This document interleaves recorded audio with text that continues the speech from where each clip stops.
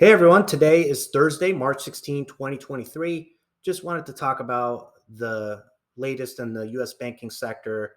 Big crisis, as we all know. Silicon Valley Bank failed.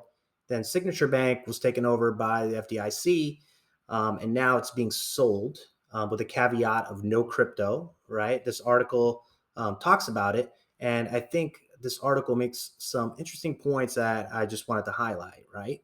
Um, and the first point is this is not a crypto problem. Many experts understand that this is a risk management issue within banking. If anything, U.S. regulators failed because the Fed is supposed to oversee interest rate hike risks, and they didn't do so with Silicon Valley Bank, or maybe they chose not to do so and chose to come in after the fact.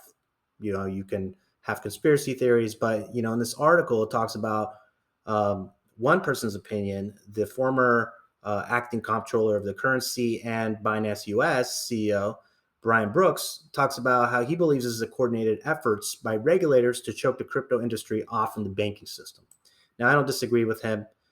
He talks in the interview about how, as head of the OCC, he had weekly meetings and he essentially coordinated very closely with the FDIC and the Fed, and he believes this is a coordinated effort.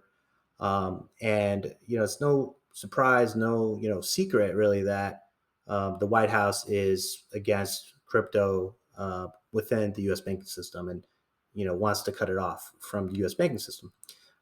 So you can draw your own conclusions about what happened this week, but I don't want you guys to fall into this trap that this is crypto related. This is all a risk management issue that could happen with any kind of tech stock, any kind of risky investments.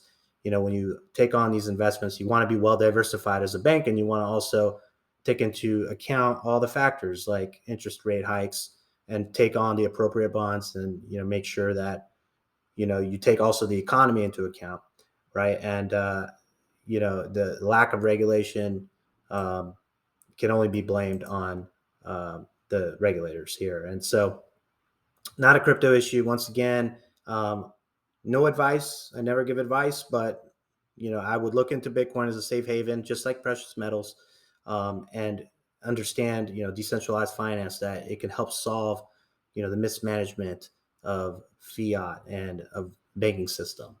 And so, again, this is a perfect example of why crypto exists, right? Just like with the 2008 crisis, Bitcoin came out of the ashes of that.